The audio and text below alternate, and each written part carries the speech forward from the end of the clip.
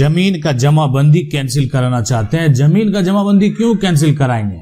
अगर आपकी जमीन का कोई गलत तरीके से जमीन का जमाबंदी करा लिया, आप चाहते हैं ये जमाबंदी कैंसिल हो जाए, रद्द हो जाए, तो कैसे करेंगे? इसका 7 स्टेप अगर आपने जान लिया ना, तो आप जमीन का जमाबंदी को रद्द करा देंगे। लेकिन पहले आपको समझना होगा कि जमाबंदी जो कैंसिलेशन जो प्रोसेस है, वो प्रोसेस में आपको जाना कैसे है और क्यों जाना। देखें जमाबंदी कराने वाला कौन है। अब यहाँ पर देखें जमाबंदी जो है ना, जमीन में पूर्वज की जमीन, दादा परदादा की जमीन है, सभी लोग हिस्सेदार हैं। अब यहाँ पर परदादा के नाम से जमीन है, अब बहुत सारे हिस्सेदार हैं, है ना। इसमें पहले ही दादा थे, उसके बाद आप कह सकते हैं छोटे जो है यहाँ पर दादा हैं, ठीक है, या मेजले दादा होंगे। अब उनका उत्तराधिकारी जो है ये परिवार इस तरीके से बढ़ा है, तो ऐसे सिचुएशन, ऐसे कंडीशन में मान लेते हैं कोई एक हिस्सेदार जो है बिना बंटवारा किए जमीन का जमाबंदी कायम करा लिया, बिना बंटवारा, कोई बंटवारा नहीं हुआ। अब कैसे कराया ये देखें, ये तो जो भी है फर्जीवाड़ा किया गया, धोखाधड़ी किया गया, या एक तरह से फर्जी कह सकते हैं बंटवारा का कागजात बनाया होगा, कुछ तो ऐसा किया होगा। या मान लेते हैं कि जो भी एक तरह से सरकार के अधिकारी कर्मचारी हैं, ठीक है, उनसे वो मिले होंगे, उनको फर्जी कागजात दिए होंगे। तो जैसे भी किए, अगर उनके द्वारा जो है गलत तरीके से कोई भी व्यक्ति जमीन का जमाबंदी कायम करा ले, दादा परदादा की जमीन है, सबके नाम कागजात होना चाहिए, सबका नाम दर्ज होना चाहिए। कोई एक व्यक्ति अपना नाम दर्ज करा लेता है, दूसरा व्यक्ति अपना नाम दर्ज नहीं करा पाता, तो इसका मतलब है कि एक व्यक्ति के द्वारा गलत तरीके से जमीन का जमाबंदी कायम करा लिया है, गलत तरीके से जमीन का दाखिल खारिज करा लिया। अब ये अगर ऐसा किया गया है ना, तो वैसे सिचुएशन, वैसे कंडीशन में आखिरकार क्या होगा। और अगर कोई गलत या अन्य व्यक्ति भी है, आपका जमीन है, जमीन आपने नहीं बेचा है, बहुत सारे ऐसे लोग हैं, जमीन है, जमीन बेचा नहीं, लेकिन फिर भी, तो सारा सिचुएशन, सारा कंडीशन में जमीन का जमाबंदी कैंसिल हो जाएगा, रद्द हो जाएगा। लेकिन सारा स्टेप है पता होना चाहिए। देखें सबसे पहला स्टेप हम बात करेंगे कि आखिरकार जमाबंदी आप जो है रद्द कराने का प्रयास कर रहे हैं, लेकिन आपको एक तरह से जो है ना कारण पता होना चाहिए। अब कौन सा कारण? ठीक है, आप कागजात, फर्जी कागजात बोल रहे हैं, फर्जी कागजात जो है या जाली कागजात है, इसका साक्ष्य कौन देगा? आपको देना पड़ेगा। तो ये आपको बताना होगा कि आखिर फर्जी दस्तावेज लगाए गए, फर्जी कागजात लगाए गए, फर्जी पंचनामा लगाया गया, मेरा कोई परिवार का सिग्नेचर नहीं है, हस्ताक्षर नहीं है, जमीन का जमाबंदी करा लिया, हम नहीं रहते थे यहाँ पर। तो ये जो है सबसे पहला काम। अब कहाँ करेंगे ये भी बताएंगे, क्या प्रक्रिया करना पड़ेगा। लेकिन फर्जी जो एक तरह से जाली दस्तावेज की आप बात कर रहे हैं, और ये नहीं जमीन का जो मालिक है उसके बिना, या कोई व्यक्ति सरकारी जमीन जो है का एक तरह से म्यूटेशन करा लिया, कोई व्यक्ति जो है यहाँ पर गैर मजरूआ जमीन जो है, जो सरकार का अगर उस पर रोक है, उसका म्यूटेशन करा लिया, या जो है ना अदालत का आदेश के खिलाफ अगर कोई कार्य करता है, अदालत का आदेश हुआ लेकिन आदेश के खिलाफ जो है यहाँ पर काम किया गया, किसी ने जमीन का जो है ना एक तरह से गलत जो है ना सर्वे, गलत यहाँ पर जमीन का जो है खेसरा चराकर जमीन का जमाबंदी में, अपना जमाबंदी में जमीन चरा लिया। तो देखें कोई भी कारण हो, यानी एक चीज बताएं कि ठोस कारण बेहद जरूरी है। अगर आप ठोस कारण नहीं देंगे तो उसका कोई मतलब नहीं बनेगा। ठोस कारण होना बेहद जरूरी है। अब दो भाई है, एक भाई जो है एक तरह से जमीन जमाबंदी में जो है उसका चढ़ गया। अब एक भाई का जो चढ़ा है, ये जमीन का जो टुकड़ा आप देख रहे हैं, जितनी भी जमीन है, दूसरे भाई के पास ऐसा कोई साक्ष्य नहीं है, कोई प्रूफ नहीं है कि ये जमीन का जमाबंदी उन्होंने कैसे करा लिया। अब जमीन ठीक है, अपने हिसाब से वो कैसे डिसाइड कर लिए कि हम इधर से इस साइड से कायम है, आखिरकार दूसरा भाई का सहमति नहीं लिया गया, ये एक बड़ा कारण है। अब आप कहेंगे इसकी जांच होगी, इसकी पुष्टि होगी, आखिर दोनों पक्ष में जो है उनको उस साइड लेने से क्या दूसरे भाई को क्या दिक्कत है, ये बात स्पष्ट करना पड़ेगा। अगर लगेगा कि नहीं दूसरा भाई जो गलत किया है, ये कीमती अगर जो जमीन है उसको, या कीमती साइड जो है, जो प्लॉट है, वो अपने कागजात पर चढ़ाकर जमीन का जमाबंदी कायम करा लिया है, तो ऐसा जमाबंदी रद्द हो जाएगा। तो स्टेप 1 बेहद जरूरी है, आपको कारण पता होना चाहिए। दूसरा यहाँ पर देखें जो स्टेप है ये भी बेहद महत्वपूर्ण स्टेप है कि एक तो ठीक है आपको कारण पता चल गया ना, अब चाहिए क्या, यहाँ पर जरूरी दस्तावेज। आप जब तक कागजात नहीं देंगे जमीन का, कैसे जमीन का जमाबंदी आप कैंसिल कराने जा रहे हैं। आपके पास जमीन का ओरिजिनल डॉक्यूमेंट होना चाहिए, जैसे जमीन का पुराना खतियान, जमीन का नया खतियान, ये हो गया। यानी जमीन में एक तरह से वर्तमान जमीन का जमाबंदी जो है, जमीन का एक तरह से जो रसीद है, उसके बाद जमीन का यहाँ पर जो साथ साथ आपको बंसावली, और बंसावली जो है ना, अगर ये पैतृक जमीन है तो देना होगा। तो कोर्ट का आदेश, पहचान पत्र, ये दस्तावेज साक्ष्य के तौर पर आपको दिखाने होंगे। अगर किसी ने जमीन का जमाबंदी कायम करा लिया तो बंसावली जो है, आखिरकार ये स्पष्ट होगा कि कितने लोगों का जमीन का जमाबंदी कायम होना था। जो व्यक्ति जमीन का जमाबंदी कायम कराया है उससे जो है जवाब मांगा जाएगा। वो लिखित तौर पर जवाब देंगे कि आखिरकार उन्होंने जमीन का जमाबंदी कराया कैसे। जबकि जमीन का जमाबंदी या तो एक तरह से जमीन का जब तक पार्टीशन नहीं होगा तब तक, जमीन का अगर यहाँ पर किसी प्रकार का बंटवारा नहीं होगा तब तक जमीन का जमाबंदी कायम नहीं हो सकता। कैसे करा लिया, तो ये जवाब देना पड़ेगा उसको। तो दूसरा स्टेप में कागजात जो है वो बेहद मायने रखता है। और यहाँ पर बात करेंगे जो है तीसरे स्टेप की, तो जान लें यहाँ पर स्टेप जो 3 है ना, अब है कि आखिरकार जो है अब आप कहाँ पर आवेदन करेंगे। सबसे बड़ा ये है कि यानी कहाँ पर आवेदन कहाँ देना है।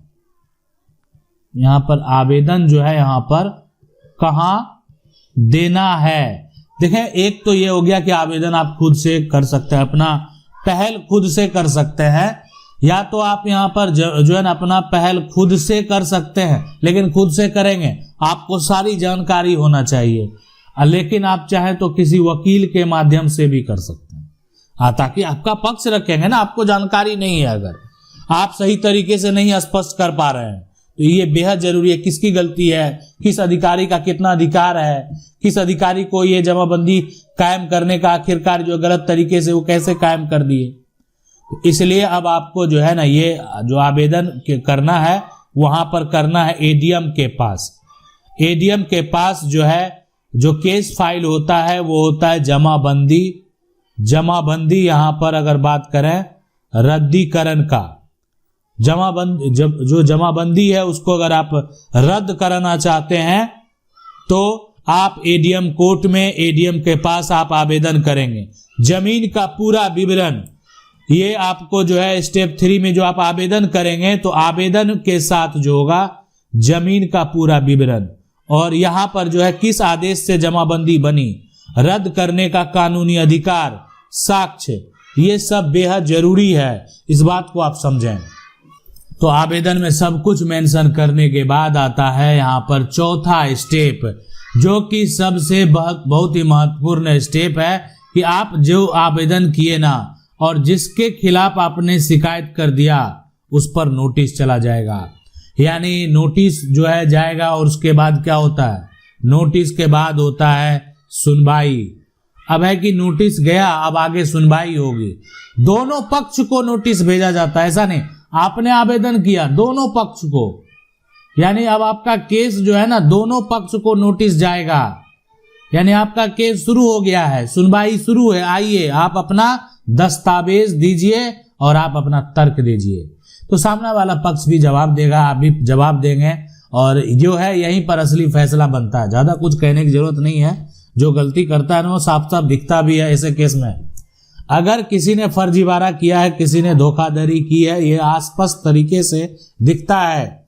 आज जो है मान लेते हैं इनकी जमीन थी, अब इनका जो जमीन है, ठीक है, तो अब यहाँ पर हुआ क्या आखिरकार जो है ना, अगर देखा जाए सबसे पहले हुआ क्या कि ये इनकी जमीन थी, लेकिन इनका जो है ना ये जो भाई थे पढ़े लिखे थे, इनके नाम ये जमीन का जो है जमाबंदी करा लिए, ठीक है, विवाद हो गया, लेकिन इनको जो है ना इनको न्याय मिल गया ना, इसलिए कि इनके पक्ष में फैसला आ गया।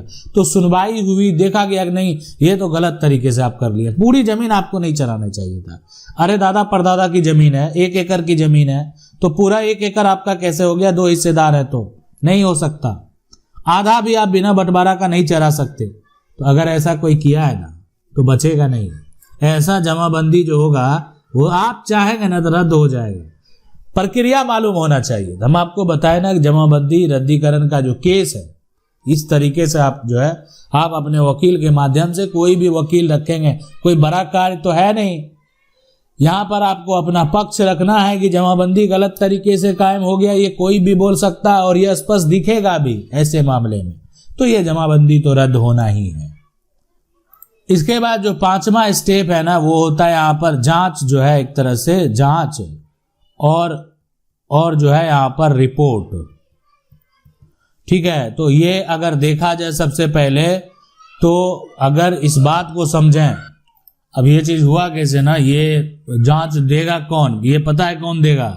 अरे जांच रिपोर्ट दिखाना होगा एडीएम कोर्ट में, और ये जांच रिपोर्ट मिलेगा राजस्व कर्मचारी से जहां से जमाबंदी किया गया था, कि आप बताएं यहाँ पर जो है कि इनका जमाबंदी कैसे हुआ था। ये जो है एक तरह से मांगा जाएगा अंचल से कि बताएं कैसे हुआ था। तो जांच रिपोर्ट दिया गया। अब रिकॉर्ड रूम में पुराने कागजात जो है देखे जाएंगे, कोई कागजात नहीं मिला। तो यहाँ पर नहीं मिला तो कहाँ गया कागजात? कुछ टुकड़ा भी तो होगा, फटा भी तो होगा। जब आपको फाड़ कर फेंकने तो नहीं बोला गया, रखने बोला गया।